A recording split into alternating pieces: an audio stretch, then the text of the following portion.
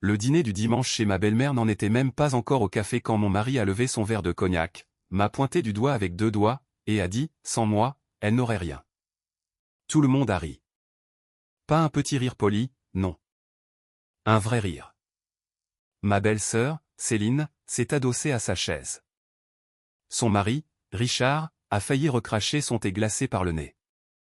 Puis Madeleine, ma belle-mère, m'a souri par-dessus le bord de son verre de vin et a ajouté, et elle ne serait personne. Cela a déclenché une nouvelle vague de rire. J'ai regardé mon mari. Marc souriait toujours. Alors j'ai dit, tu veux lui dire? Son sourire a disparu si vite que c'en était presque impressionnant. Madeleine l'a remarqué. Elle a baissé son verre. Me dire quoi? Marc m'a regardé, puis a regardé sa mère. Rien. J'ai répété, rien. Il a ajouté, Sophie fait son intéressante. J'ai hoché la tête.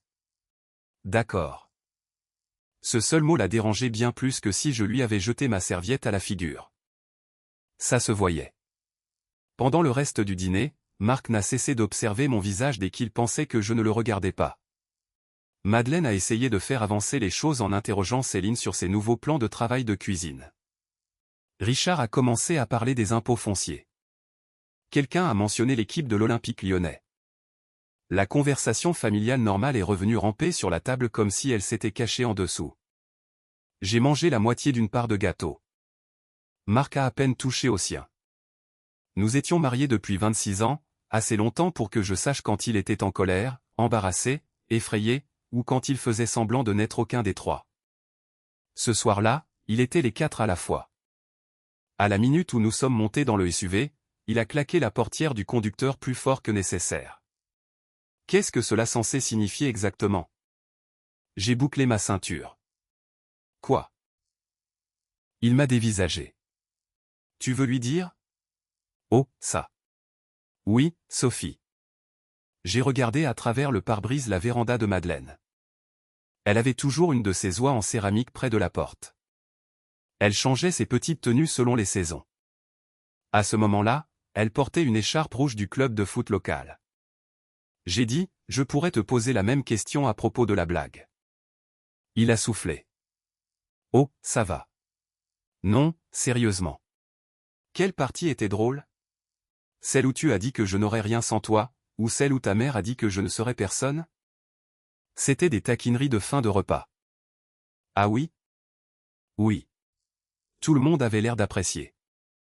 Il a démarré la voiture. Tu en fais toute une histoire pour rien. Puis il a quitté le trottoir et a commis l'erreur qui a fait basculer toute la conversation. En plus, a-t-il dit, tout le monde sait que c'est moi qui nous ai portés financièrement. Je me suis tourné vers lui. Tout le monde, tu vois ce que je veux dire? Je voyais très bien. C'était bien ça le problème. Quand Marc et moi nous sommes mariés, nous n'avions pas grand-chose pour quoi nous battre. Il avait 29 ans. J'en avais 26. Nous louions un appartement à Villeurbanne où la voisine du dessus passait l'aspirateur à 6 heures du matin chaque samedi comme si elle avait une rancune personnelle contre la moquette. Je travaillais dans l'assurance pour entreprise. Marc travaillait pour une entreprise régionale de nettoyage industriel et en détestait presque chaque minute. Puis un soir, il est rentré à la maison, a jeté ses clés sur la table de la cuisine et a dit « Je peux faire ça mieux qu'eux ». J'ai dit « Faire quoi ?» Diriger tout le truc. C'est ainsi qu'a commencé Dubois Service Pro. Pas dans un bureau, pas avec des investisseurs. Sur la table de notre salle à manger. Marc s'occupait des ventes et des équipes de nettoyage. Je m'occupais de tout ce qu'il détestait, factures, assurances, fiches de paie, appels clients, paperasse des fournisseurs, retard de paiement. Il y a eu des nuits où je restais assise là avec une calculatrice, un bloc-notes et du café froid pendant que Marc était de sortie pour mesurer des immeubles de bureaux pour des appels d'offres. Pendant les premières années, quand il disait « Nous avons construit ça », il le pensait vraiment. Quand Émilie est née, j'ai réduit mes heures à l'agence d'assurance. Plus tard, j'ai complètement arrêté. Ça avait du sens à l'époque. La garde d'enfants coûtait cher. L'entreprise se développait et quelqu'un devait empêcher la comptabilité de se transformer en scène de crime. Je ne me suis jamais considéré comme sacrifiant une carrière de manière dramatique. Nous construisions une vie ensemble. Du moins, c'est comme ça que je le comprenais. Une fois que l'entreprise s'est suffisamment développée pour embaucher un responsable administratif, je me suis lentement mis en retrait. Puis, quelque part en cours de route, le langage a changé. Nous avons lancé l'entreprise, est devenu, quand j'ai lancé l'entreprise. Puis c'est devenu, mon entreprise. Madeleine adorait cette version. À Noël, elle disait aux proches, Marc a monté cette entreprise à partir de rien. Lors des barbecues, elle disait, mon fils n'a jamais dépendu de personne. En général, je laissais couler. Corriger sa belle-mère au-dessus d'une salade de piémontaise en vaut rarement la peine. Mais des années plus tôt, Marc avait dit quelque chose que je n'avais pas oublié. Nous examinions des papiers des impôts dans son bureau à domicile quand il a tapoté un dossier et a dit « On devrait mettre de l'ordre dans les papiers de propriété un de ces jours. » J'ai levé les yeux, « Mettre de l'ordre comment ? » Eh bien, tu n'es plus vraiment impliqué. Il a haussé les épaules. Remettre les choses à leur vraie place. J'ai ri parce que je pensais qu'il était pragmatique de cette manière irritante qu'il avait parfois. Quelle est leur vraie place ? Il a répondu, laisse tomber. Et je l'ai fait, la plupart du temps. Puis, 6 mois avant ce fameux dîner dominical, Marc a eu besoin de ma signature sur des documents liés au refinancement de certains équipements de l'entreprise. Je me suis assise à l'îlot central de la cuisine et je les ai réellement lus. Enfoui dans le dossier se trouvait une copie de l'ancien accord d'exploitation. Dubois Service Pro, Marc Dubois 50%. Sophie Dubois 50%. Exactement comme c'était depuis le début.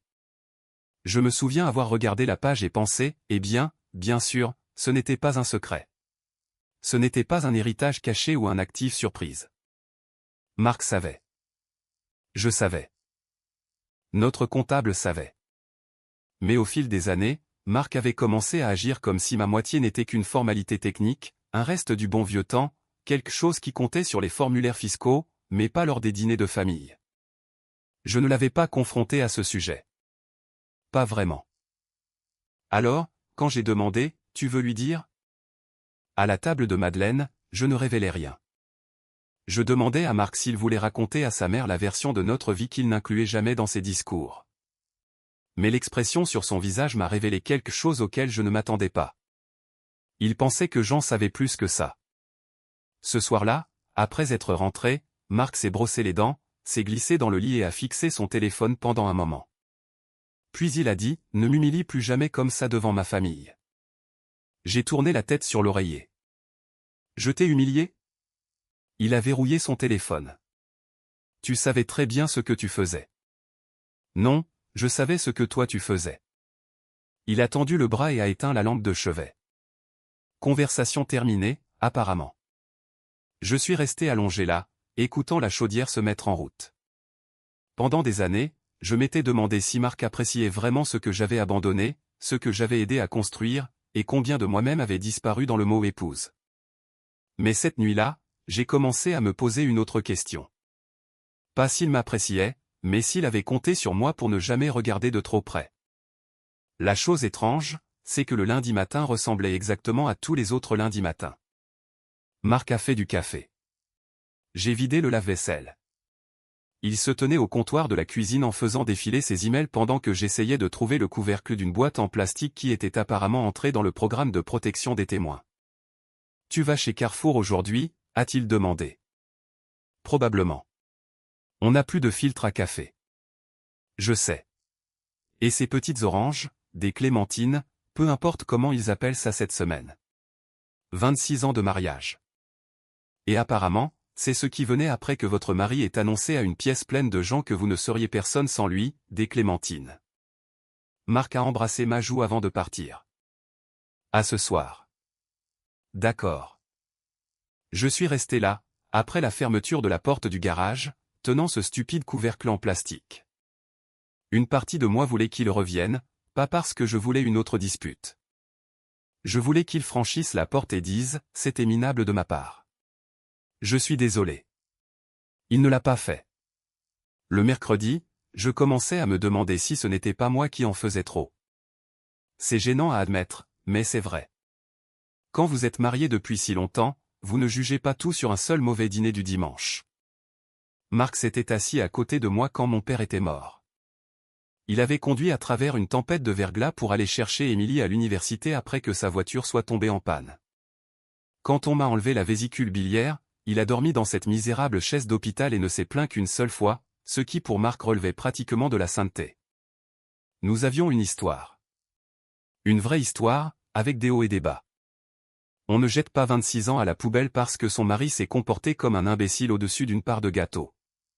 Du moins, c'est ce que je n'arrêtais pas de me dire. Puis Émilie a appelé. Elle avait 24 ans alors, vivait à Grenoble et travaillait comme kinésithérapeute. Elle appelait généralement pendant son trajet de retour, ce qui signifiait que j'avais droit à 40 minutes de plainte sur la circulation, sur des patients dont elle ne pouvait pas donner le nom, et sur le prix des courses.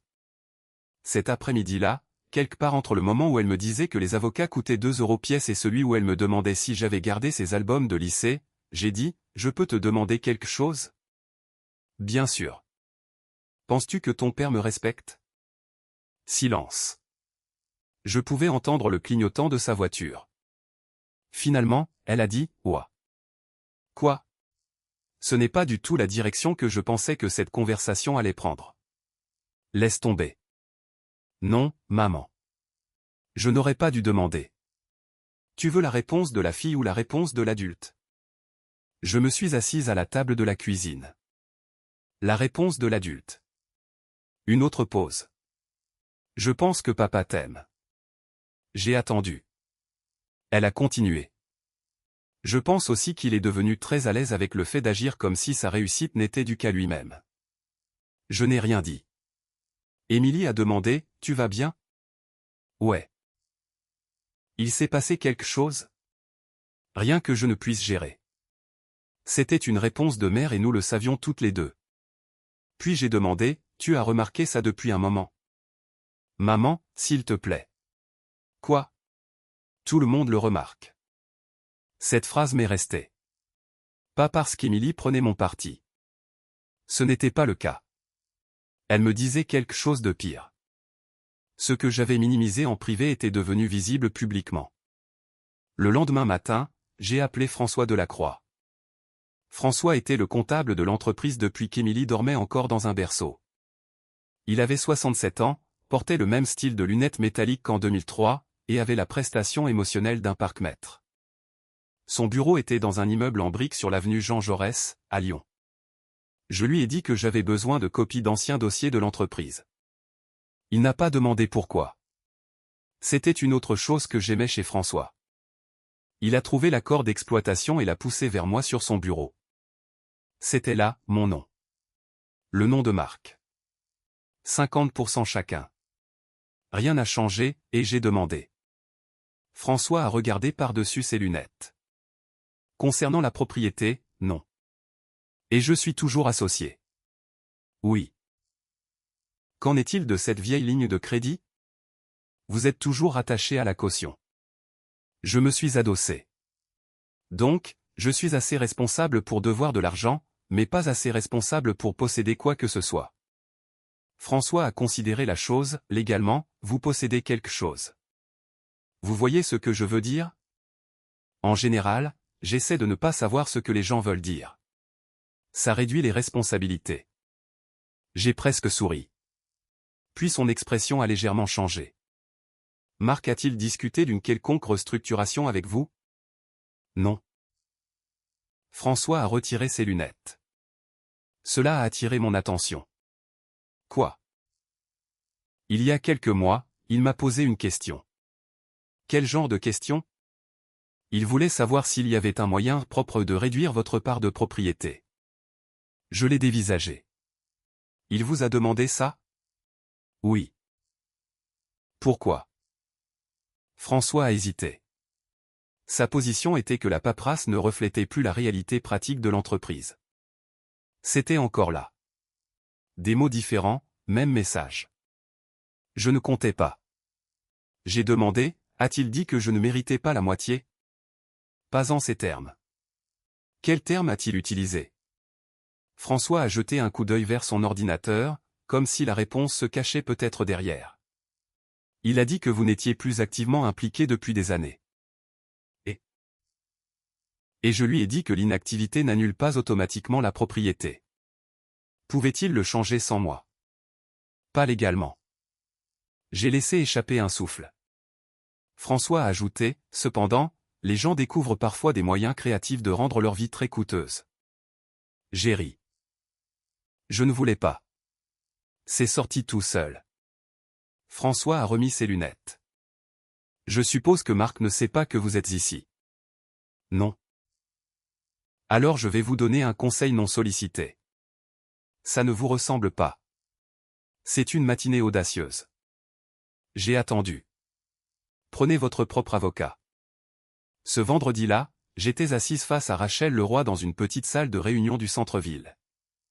Rachel avait 48 ans, était directe sans être impolie, et avait la troublante habitude de laisser le silence s'installer jusqu'à ce que vous le remplissiez. J'ai expliqué le dîner, l'entreprise, la paperasse. François. La question de Marc sur la réduction de ma part. Quand j'ai eu fini, Rachel a dit, premièrement, posséder 50% ne signifie pas que vous pouvez entrer à la banque lundi et prendre 50% de la trésorerie. Je n'en avais pas l'intention. Bien.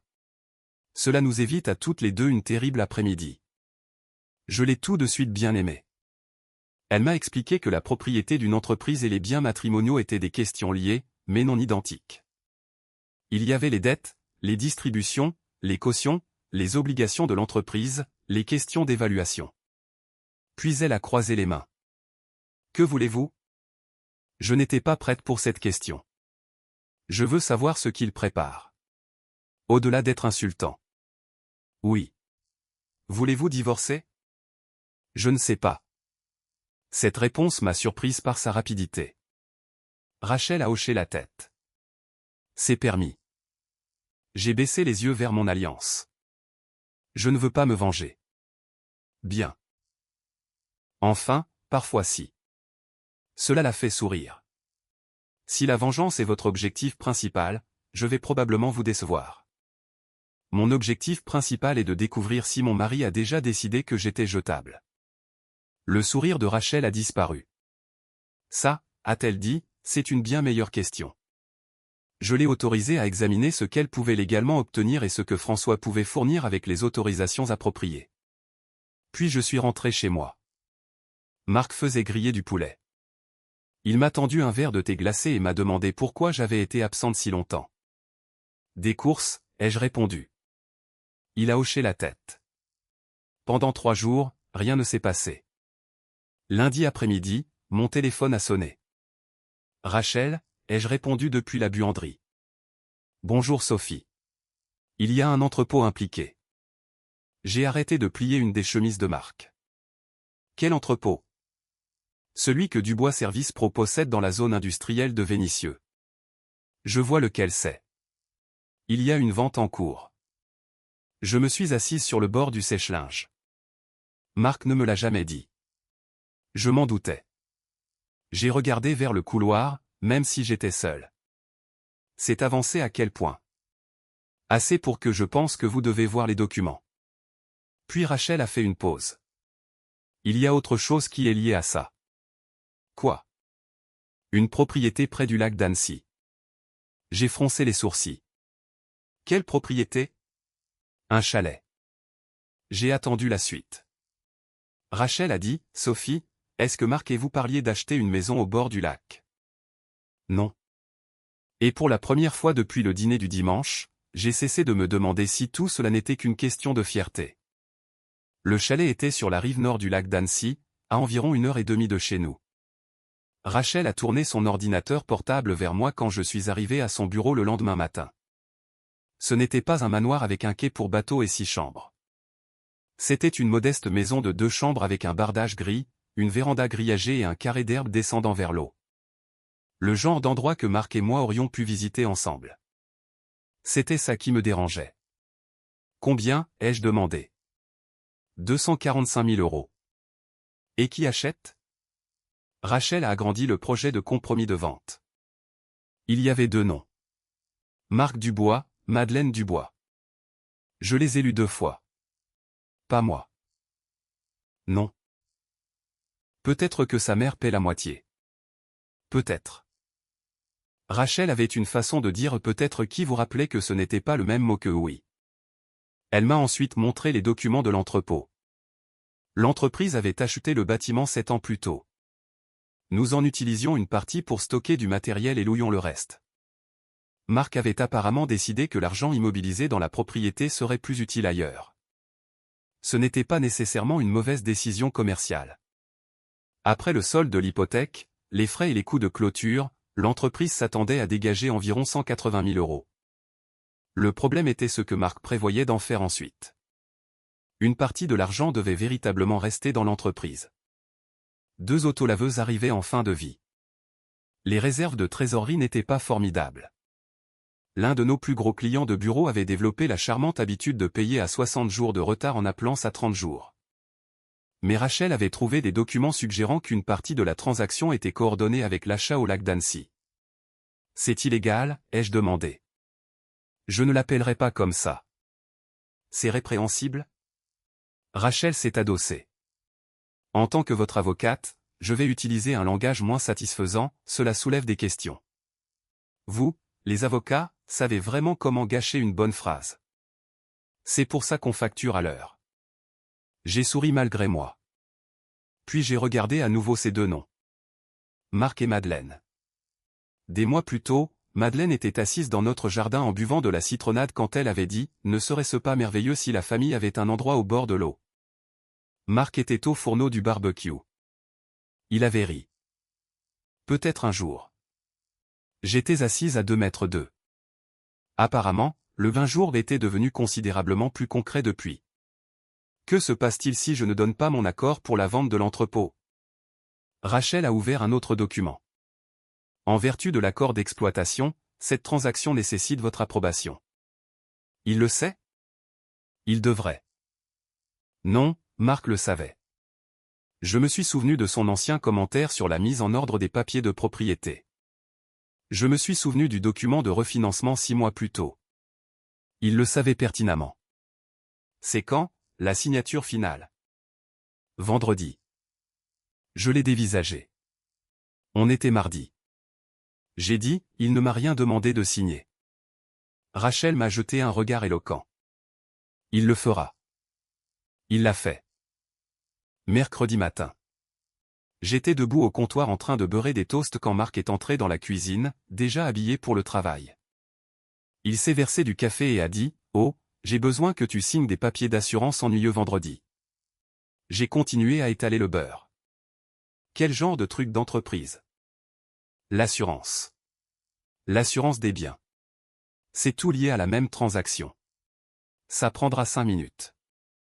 Il a pris son café et s'est dirigé vers le garage. Ne me laisse pas oublier. Je n'oublierai pas.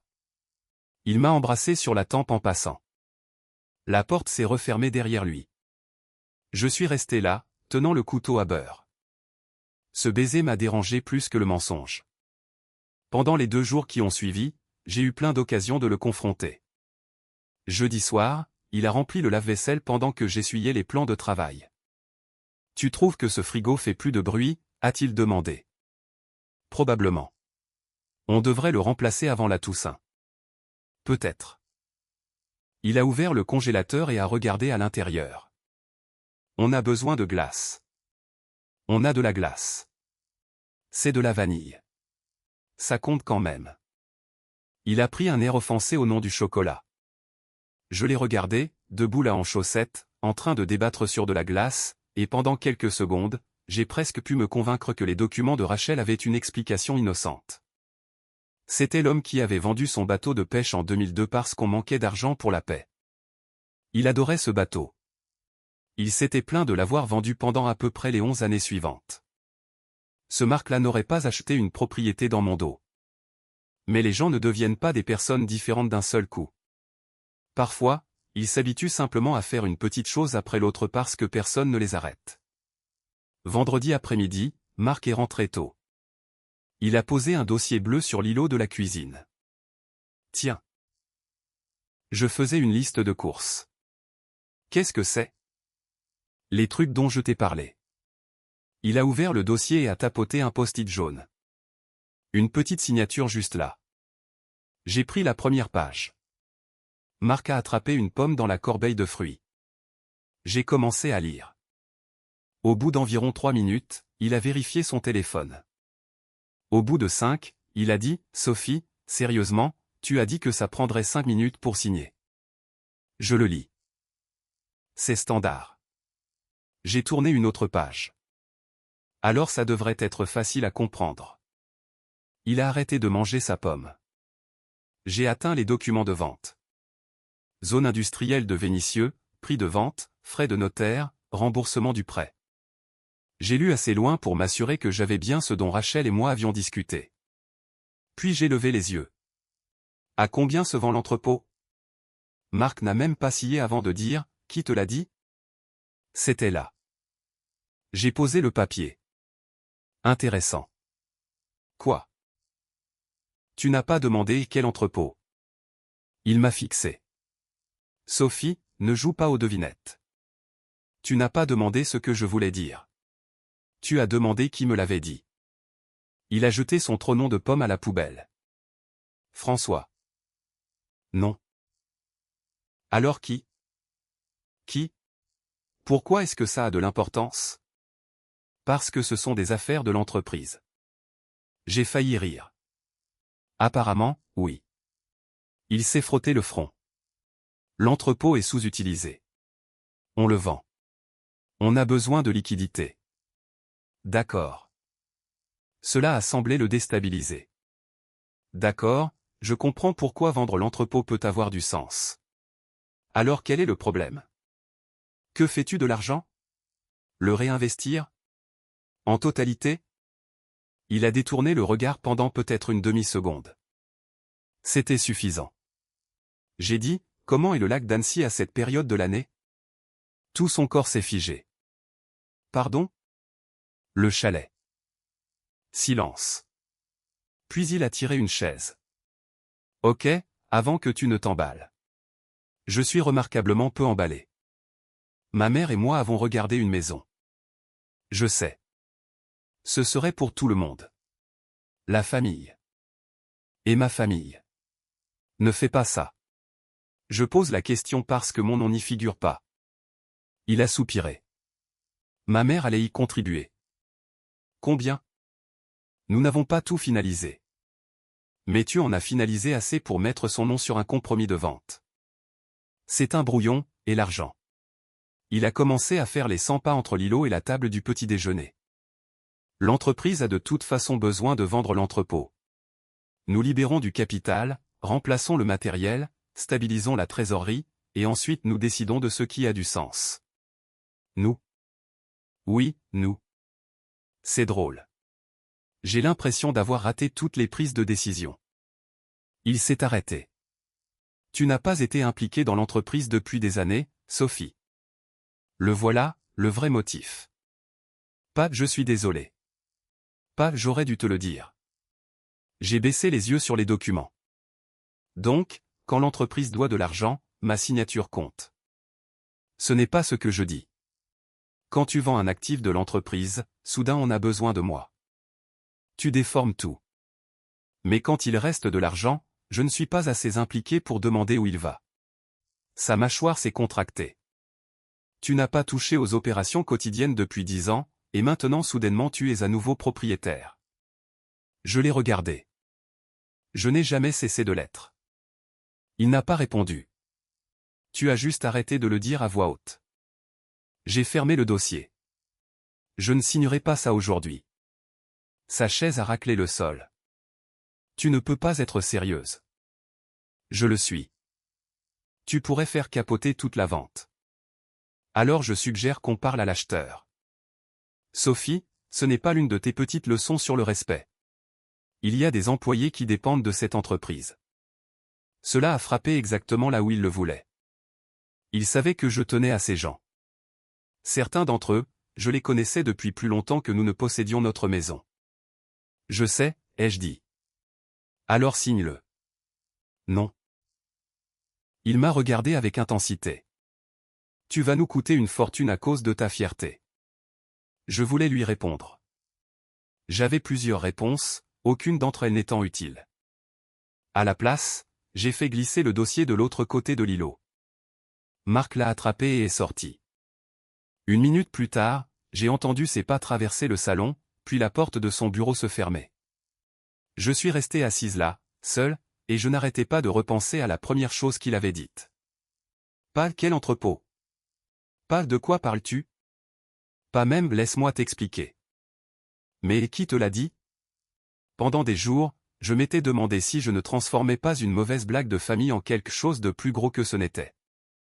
Je ne me posais plus cette question. Le lundi matin, l'acheteur de l'entrepôt menaçait de se retirer. Marc s'est assuré que je le sache avant même d'avoir terminé ma première tasse de café. Il est entré dans la cuisine en portant son ordinateur portable et l'a posé devant moi. Lis ça. J'ai regardé l'email. L'acheteur voulait une confirmation avant midi que nous pourrions respecter une date de signature révisée. Sinon, il passait à autre chose. J'ai repoussé l'ordinateur portable. Ok. Ok. Tu n'arrêtes pas de dire ça comme si c'était un mot inhabituel, Sophie. Si cet accord tombe à l'eau, on a toujours le prêt de l'entrepôt. On a toujours besoin de 2 nouvelles autolaveuses. Et on a des créances qui traînent au-delà de 60 jours. Cette partie était vraie. J'avais passé le week-end à éplucher les états financiers avec Rachel et François. L'entreprise ne s'effondrait pas, mais elle n'était pas non plus assise sur une montagne de cash. « Qu'est-ce que tu veux que je fasse ?» ai-je demandé. « Signe les documents. » Non. Il a levé les bras au ciel. « Alors qu'est-ce que tu veux exactement? Une transparence totale? Je t'ai dit à quoi sert la vente. Point après que je t'ai démasqué. » Il a détourné le regard. J'ai continué. La vente de l'entrepôt peut avoir lieu. L'argent reste dans l'entreprise, à moins que nous n'approuvions tous les deux autre chose. Le chalet est séparé. Tu ne peux pas revenir comme ça dans l'entreprise et commencer à poser tes exigences. Je l'ai dévisagé. Apparemment, je peux poser exactement cette quantité d'exigences. Il n'a pas apprécié mon sens du calcul. À midi, Rachel avait envoyé les conditions proposées via les canaux officiels. Marc s'est plaint de chacune d'elles. Puis il a accepté. L'acheteur est resté. La vente a été reprogrammée. Personne n'a perdu son emploi. Personne n'a perdu sa mutuelle, et Marc n'a pas acheté de chalet au lac avec sa mère. J'aurais dû me sentir victorieuse. Surtout, je me sentais fatiguée. Puis Madeleine a appelé. J'étais sur le parking devant Carrefour quand son nom est apparu sur mon téléphone. Pendant un bref instant, j'ai envisagé de laisser sonner. La curiosité l'a emporté. Allô? Que es-tu en train de faire à mon fils? Pas de bonjour. Madeleine avait toujours été efficace. Je viens d'acheter des blancs de poulet, avant de lancer une machine. Ne fais pas la maligne avec moi. Très bien. Marc dit que tu prends son entreprise en otage. J'ai fermé les yeux. Notre entreprise. Elle a ri. Elle a vraiment ri. Sophie, tu as fait de la paperasse sur une table de salle à manger il y a 20 ans. Plus près de 26. Ce n'est pas la question. Ça me semble étonnamment pertinent. Je sais qui a bâti cette entreprise. Ah bon? Sa voix s'est aiguisée. Mon fils a travaillé à s'en rendre malade pendant que tu restais à la maison. J'ai failli lui rappeler la préparation de la paie, les renouvellements d'assurance, les appels clients, Émilie. Les années où je faisais mon propre travail et où j'aidais Marc le soir. À la place, j'ai demandé, Marc vous a-t-il dit comment fonctionne la propriété de l'entreprise? Je me fiche de ce que dit un bout de papier. Cette phrase en expliquait plus que Madeleine ne le réalisait. Elle a continué, tu as toujours eu le don de te donner de l'importance. J'ai regardé à travers le pare-brise 2 personnes se disputer pour un chariot de supermarché. Apparemment, j'ai appris de votre fils. Elle a raccroché. Je suis resté assise là encore une minute avant d'entrer. Et pendant que je poussais mon chariot vers le rayon des fruits et légumes, je me suis souvenu de quelque chose que Madeleine m'avait dit des années plus tôt. Son mari, Raymond, avait tenu une quincaillerie de quartier avant sa mort. Madeleine y répondait au téléphone, tenait la comptabilité, payait les factures, tenait la caisse quand quelqu'un était malade. Une fois, à Thanksgiving, Céline avait dit, maman gérait pratiquement cet endroit. Madeleine l'avait balayé d'un geste de la main. Oh, n'importe quoi. Votre père le gérait. Je l'aidais, c'est tout. Je me rappelais exactement comment elle l'avait dit. Pas modestement, mais comme si ce qu'elle faisait ne méritait véritablement pas d'être qualifié de travail. Cela n'excusait pas la façon dont elle me traitait, mais j'en comprenais enfin une partie. Madeleine avait passé toute sa vie d'adulte à utiliser une règle qui rendait invisible le travail des femmes. Elle s'était d'abord mesurée avec cette même règle. Malheureusement, comprendre quelqu'un ne le rend pas moins épuisant. Une semaine plus tard, j'ai reçu une autre leçon. Celle-ci était accompagnée de tableaux Excel. J'avais commencé à imaginer secrètement que mes 50% de Dubois Service Pro me donneraient une porte de sortie financière nette si Marc et moi nous séparions. Je ne planifiais pas encore un divorce, mais j'avais commencé à faire ce que font les gens quand ils ont peur, de l'arithmétique. La moitié de l'entreprise, la moitié de la valeur de la maison, la retraite. Peut-être que je m'en sortirais bien. Puis Rachel m'a convoqué dans son bureau avec les informations préliminaires de l'évaluation. Elle avait un bloc-notes devant elle. Ce n'était jamais encourageant. L'entreprise a de la valeur, a-t-elle dit. Mais vous pensez à la valeur de la même manière que les gens pensent à l'estimation sur ce loger. Je déteste quand vous savez ce que je pense. C'est un risque du métier. Elle m'a tout expliqué en détail. La dette d'équipement, les marges faibles, un gros client représentant une part trop importante du chiffre d'affaires annuel, les factures impayées, et Marc lui-même. Quel est le rapport entre Marc et l'évaluation? Un rapport énorme. Certains clients restent pour l'entreprise. D'autres restent parce qu'ils ont le numéro de portable de Marc et qu'ils l'appellent depuis 15 ans. Donc, si Marc disparaît demain, une partie des revenus peut disparaître avec lui. Ça fait partie du risque. Je me suis adossé. Vous êtes en train de me dire que Marc a de la valeur. Rachel a presque souri. Je réalise que le timing est fâcheux. Je n'ai pas ri. Elle a continué. Vous possédez 50%.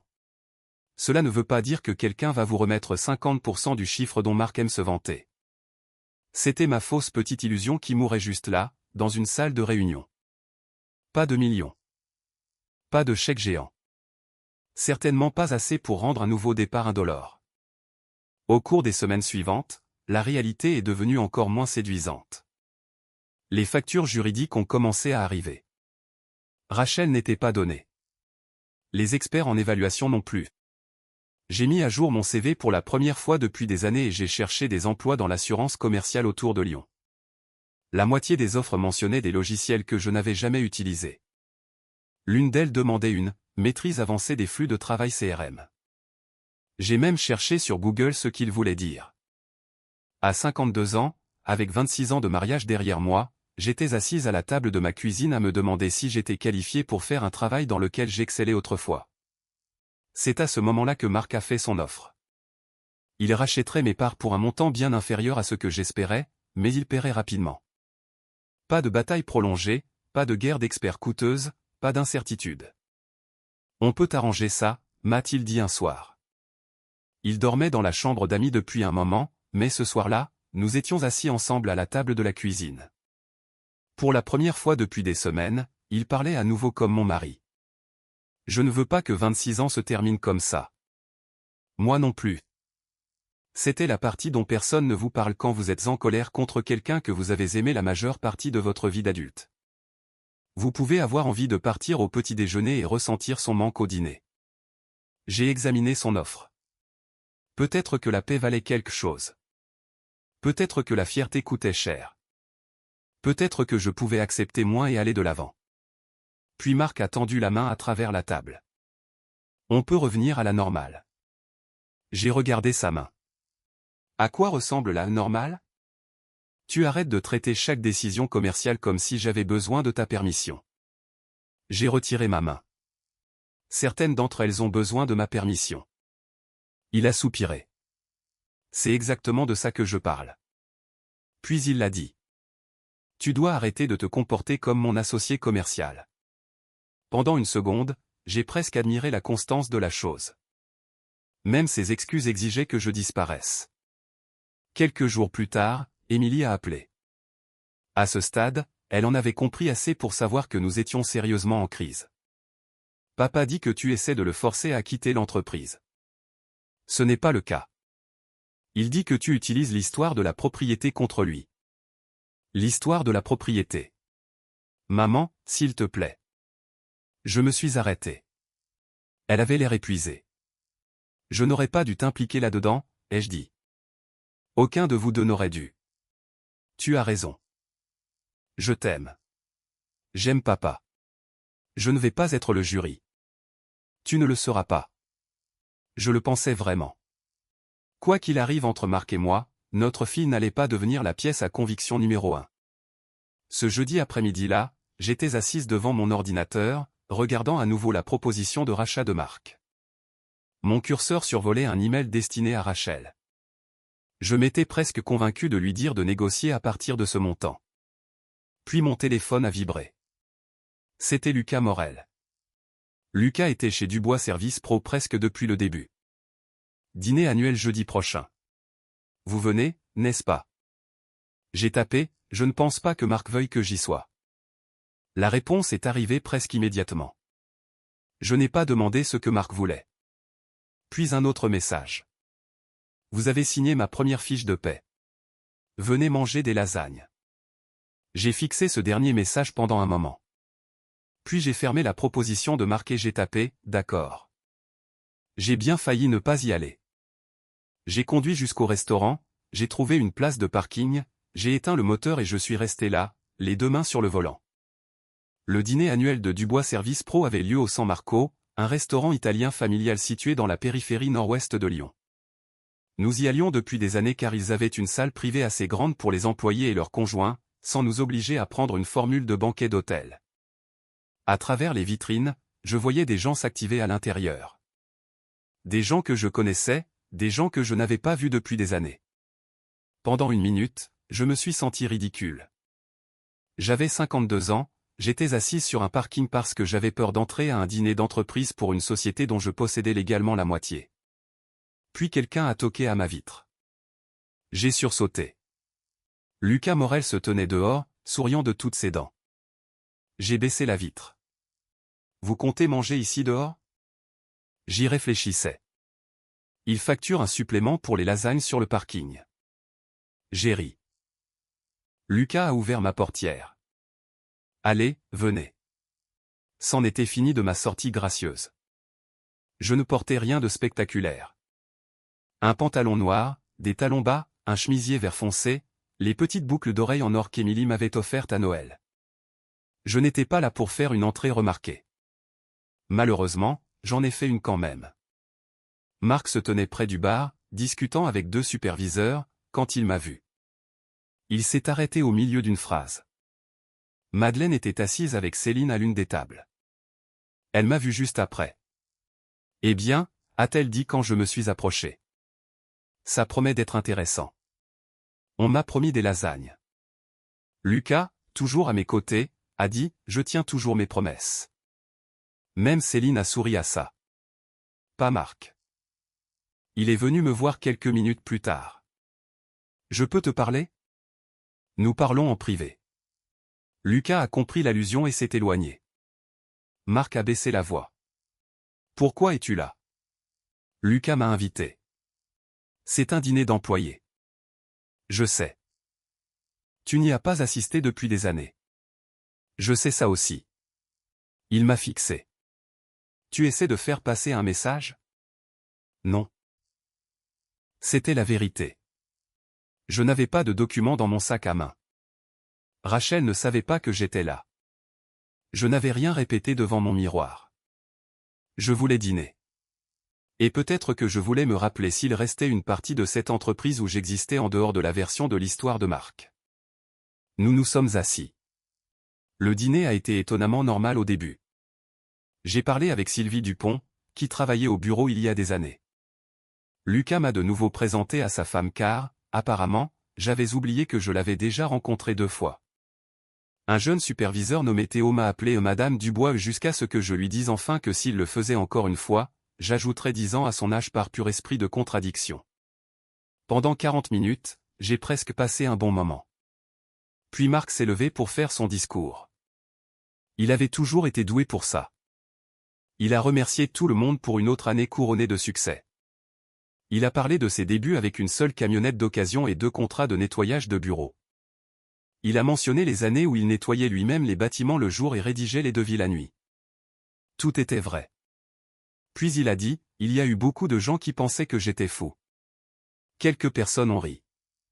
Mon père pensait que je devrais garder un salaire fixe, mais ma mère a toujours cru que j'en tirerais quelque chose. Madeleine a souri fièrement. Marc a levé son verre vers elle. À la personne qui a cru en moi avant tout le monde. Les gens ont applaudi. Pas moi. Pas parce que Madeleine ne méritait pas sa gratitude. Parce que je me souvenais d'être assise à la table de notre salle à manger, saisissant des factures à 23h30 tout en allaitant Émilie toutes les 3 heures. Apparemment, je n'avais pas cru en lui. J'avais juste été dans les parages avec un logiciel de compta. Marc a remercié plusieurs employés. Puis il a commencé à conclure. Lucas a crié depuis 2 tables plus loin, « Tu oublies quelqu'un ». Marc a souri. Je suis sûr que j'oublie plusieurs personnes. Sophie. La pièce est devenue plus silencieuse. Marc m'a regardé. Puis il a eu un petit rire. Bien sûr, Sophie m'a soutenu à la maison pendant toutes ces premières années folles. Soutenu à la maison. J'ai baissé les yeux vers mon verre d'eau. Madeleine a hoché la tête. C'est vrai. Tout homme qui réussit a besoin d'une épouse qui le soutient. Je n'ai toujours rien dit.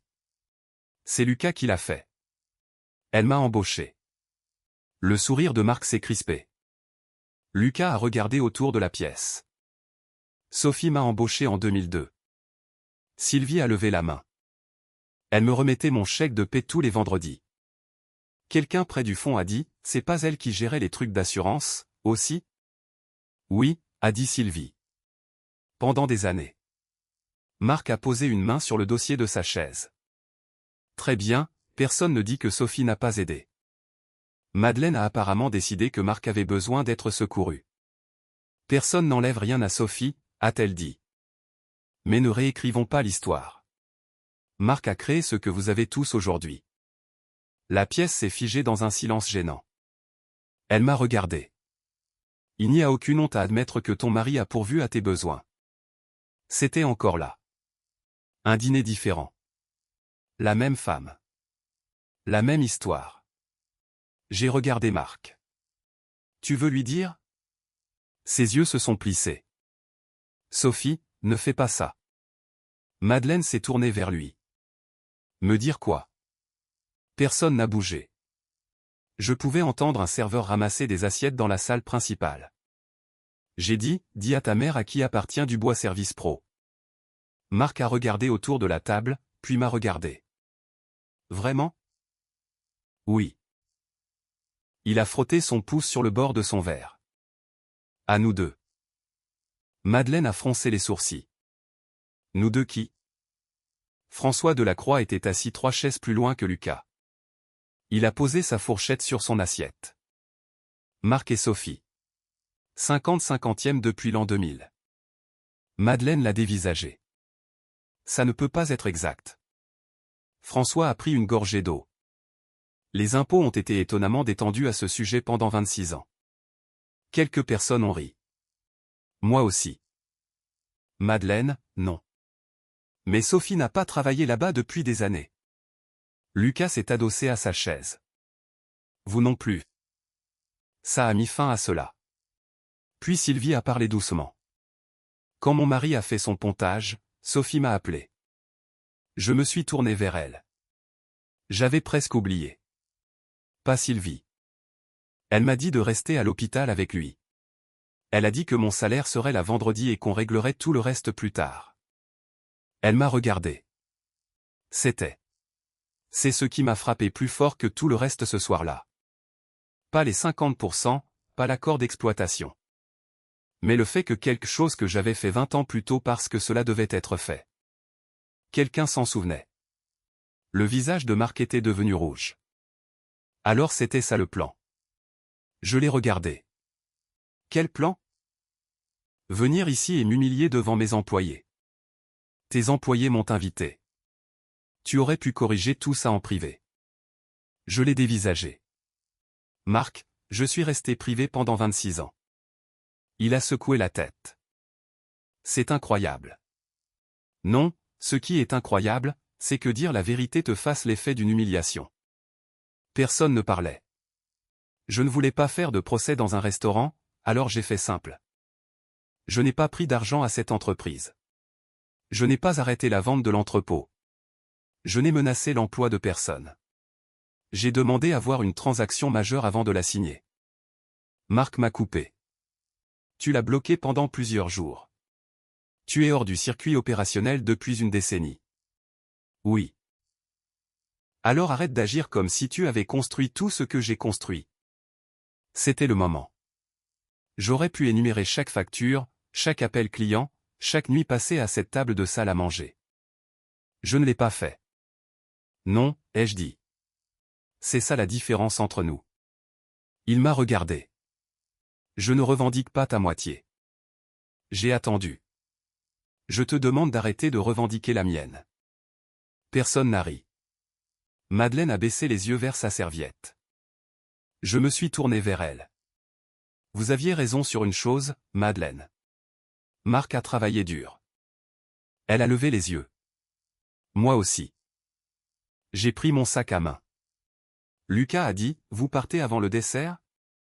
Apparemment, j'ai développé des principes. Cela a déclenché un petit rire, ce qui était juste suffisant. Dehors, l'air s'était rafraîchi. J'étais à mi-chemin de ma voiture quand j'ai entendu la porte du restaurant s'ouvrir derrière moi. Sophie. Marc. Je me suis arrêté.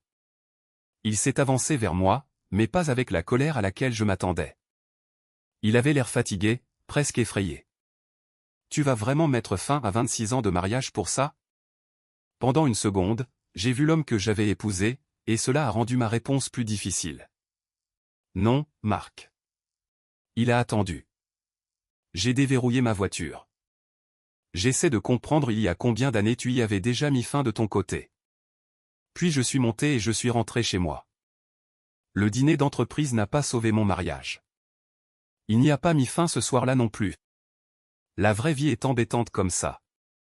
Vous pouvez dire la chose parfaite sur le parking d'un restaurant, rentrer chez vous avec une certitude absolue, et vous réveiller le lendemain matin en vous demandant qui garde la bonne cafetière si vous vous séparez. Marc est rentré environ 1 heure après moi. Il a dormi dans la chambre d'amis. Le lendemain matin, nous nous sommes croisés dans la cuisine. Il a ouvert le placard. On n'a plus de filtre. J'en ai acheté lundi. Où? Dans le garde-manger. 2e étagère. Il les a trouvés. Merci. C'était notre première conversation après que 26 ans de mariage se soient essentiellement brisés devant 30 personnes. Les filtres à café. Encore une fois, la vraie vie. Dans les 2 semaines qui ont suivi, nous ne nous parlions plus que par avocats interposés. Pas parce que Marc et moi ne pouvions pas nous adresser la parole, mais parce qu'à chaque fois que nous essayions de discuter d'argent, nous cessions d'entendre ce que l'autre disait réellement. Il pensait que je voulais le punir. Je pensais qu'il voulait m'effacer à bas prix. Parfois, nous avions tous les deux raison. L'évaluation de l'entreprise est devenue la plus grande source de conflit. Marc a détesté le premier chiffre. J'ai détesté le second. Les experts utilisaient des expressions comme bénéfice normalisé et fonds de commerce personnel pendant que j'étais assise là à me dire, quelqu'un pourrait-il s'il vous plaît me dire si je pourrais me payer un appartement avec 2 chambres? Rachel m'a gardé sur terre. Un après-midi, après que j'ai passé 10 minutes à me plaindre d'un ajustement de l'évaluation, elle a posé son stylo. Sophie, à quoi voulez-vous que votre vie ressemble dans 1 an? De préférence sans que ce soit vous qui envoyiez les factures. Alors arrêtez de m'appeler. J'ai ri. Pas elle. Je suis sérieuse. Vous pouvez vous battre pour chaque chiffre. Vous gagnerez peut-être même certaines de ces batailles. Mais gagner coûte de l'argent, aussi. C'était quelque chose que j'avais dû apprendre. Avoir raison n'était pas gratuit. Partir non plus. Marc a finalement accepté de racheter mes parts dans Dubois Service Pro via des paiements étalés sur plusieurs années. Ce n'était pas un chèque géant. Il n'y a pas eu de champagne. Personne ne m'a tendu une valise pleine de billets pendant que Marc restait sous la pluie, regrettant ses choix de vie. Le montant était juste. Pas parfait. Juste. Notre maison à Écully a été mise en vente. Ça m'a fait plus mal que de vendre ma part de l'entreprise. Nous y avions vécu 18 ans. Émilie avait appris à conduire dans cette allée. Il y avait des marques de crayon à l'intérieur de la porte de la buanderie où nous avions mesuré sa taille jusqu'à ses 14 ans, âge auquel elle avait décrété que mesurer les enfants était glauque. Le jeune couple qui a acheté la maison avait 2 petits garçons. Lors de la signature chez le notaire, la femme m'a demandé si je voulais que les marques de taille soient enlevées avant leur emménagement. Non, ai-je dit. Peignez par-dessus si vous le souhaitez. Elle ne l'a pas fait. Elle m'a dit plus tard qu'elle prévoyait de mettre les marques de ses garçons à côté de celles d'Émilie. J'ai bien aimé ça. Le chalet au lac d'Annecy ne s'est jamais fait. Marc a gardé l'entreprise. J'ai gardé mes comptes de retraite dans le cadre de l'accord, j'ai reçu ma part des biens matrimoniaux, et j'ai commencé à chercher quelque chose de plus petit. J'ai trouvé une maison de ville à environ 15 minutes de là.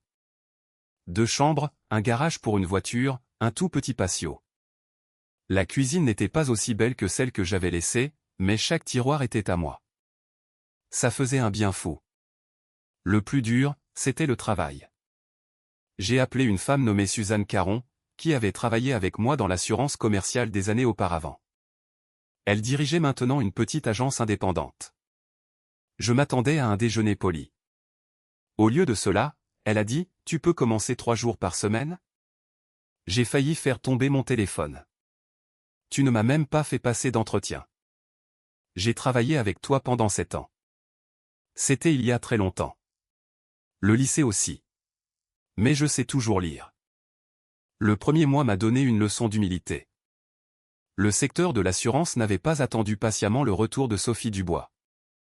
Les logiciels étaient différents. Les portails étaient différents. La moitié de la paperasse n'était plus sur papier. Le 3e jour, je me suis bloqué l'accès à un système de gestion client 2 fois avant le déjeuner. Un collègue de 27 ans nommé Hugo s'est approché. Besoin d'aide? Non. Il a attendu. Oui. Il a réglé le problème en environ 40 secondes. J'ai dit, avant, je gérais la paie de 28 personnes. C'est super. Je m'occupais des audits d'accidents du travail. Impressionnant. Je négociais des renouvellements de contrats commerciaux. Il a fait un signe de tête vers mon écran. Et aujourd'hui, on maîtrise les mots de passe. Je l'ai regardé. Il a souri de toutes ses dents. J'ai ri si fort que Suzanne est sortie de son bureau pour voir ce qui se passait. C'est à ce moment-là que j'ai su que tout irait bien.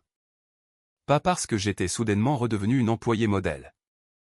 Mais parce que je pouvais être mauvaise dans quelque chose pendant un moment sans me sentir honteuse. Marc et moi avons finalisé le divorce des mois plus tard. Émilie est rentrée ce week-end-là. Nous avons dîné tous les 3 ensemble. Cela peut paraître étrange, mais une fois la poussière retombée, Marc et moi avions réussi à devenir civils l'un envers l'autre. Pas des amis exactement. Des parents. 2 personnes avec une longue histoire commune qui avaient enfin arrêté de se disputer pour savoir à qui appartenait cette histoire. Émilie a levé son verre pour célébrer le fait de ne plus jamais me faire écouter de conversation sur l'évaluation d'une entreprise. Marc a dit, « Je bois à ça. » Moi aussi. Elle nous a regardés tous les 2.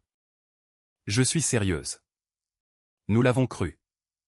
Quelques mois plus tard, Marc m'a demandé si j'accepterais de le retrouver pour un café. Nous sommes allés dans une boulangerie Paul à mi-chemin entre chez lui et chez moi. Il avait l'air plus vieux. C'était probablement mon cas aussi. Pendant un moment, nous avons parlé d'Émilie, de l'entreprise, de rien d'important. Puis il a dit, « Je te dois des excuses. » J'ai attendu. Je crois que j'ai commencé à croire à la version de notre mariage qui me donnait le meilleur rôle. J'ai remué mon café. Tu n'y as pas juste cru, Marc. Il m'a regardé. Tu en avais besoin. Il a hoché lentement la tête. C'est vrai. Puis il a dit quelque chose auquel je ne m'attendais pas. J'avais tort. Aucune explication après ça. Non. Juste ça. Je l'ai apprécié. Ça ne m'a pas donné envie de retourner avec lui. C'est une autre chose qu'on ne vous dit pas. Parfois, les excuses arrivent après que vous ayez cessé d'en avoir besoin. J'ai dit, ta mère n'a pas ruiné notre mariage. Je sais. Elle a juste dit à voix haute ce que tu avais déjà décidé être vrai. Il a baissé les yeux vers son café. Je le sais aussi. Ce Noël-là, Madeleine m'a envoyé une carte. Pas de coup de fil, pas d'excuses, juste une carte avec une grange enneigée sur le devant. À l'intérieur, elle avait écrit « J'espère que tu vas bien ». 6 mots. Après 26 ans avec Madeleine, cela tenait pratiquement de la négociation de libération d'otages. J'ai ri et je l'ai mise au recyclage. Je ne la détestais pas. Je n'avais pas besoin d'avoir une relation avec elle non plus. Pendant un moment, j'ai continué à repenser à ce que Marc avait dit ce fameux dimanche. Sans moi, elle n'aurait rien. Au début, je pensais que mon rôle était de lui prouver qu'il avait tort, gagner plus d'argent, construire une nouvelle vie spectaculaire, devenir si brillante que tous ceux qui avaient ri à la table de Madeleine se sentiraient stupides. Mais cela aurait encore signifié les laisser décider de ce qui comptait. J'avais travaillé. J'avais élevé notre fille. J'avais aidé à bâtir une entreprise. J'avais soutenu un homme que j'aimais. J'avais aussi fait des erreurs. L'une d'elles avait été de rester silencieuse si longtemps que finalement, le silence avait commencé à ressembler à un consentement. À 52 ans, j'ai enfin compris quelque chose que j'aurais aimé comprendre à 32 ans. Maintenir la paix n'est pas toujours la même chose qu'être silencieux. Parfois, se taire ne fait que rendre la version que quelqu'un d'autre a de vous plus facile à croire. Marc n'a pas tout perdu. Moi non plus. Là n'a jamais été la question. Je n'avais pas besoin de sa moitié. J'avais juste besoin qu'il arrête de revendiquer la mienne. Et plus important encore, j'avais besoin de cesser de donner à quiconque l'autorité de décider de ma valeur. Si vous avez déjà regardé quelqu'un s'attribuer le mérite du travail que vous avez discrètement accompli, vous savez probablement pourquoi ce dîner m'a tant marqué. Et si cette histoire vous a fait penser à quelqu'un qui a passé des années à être sous-estimé, n'hésitez pas à la partager avec lui.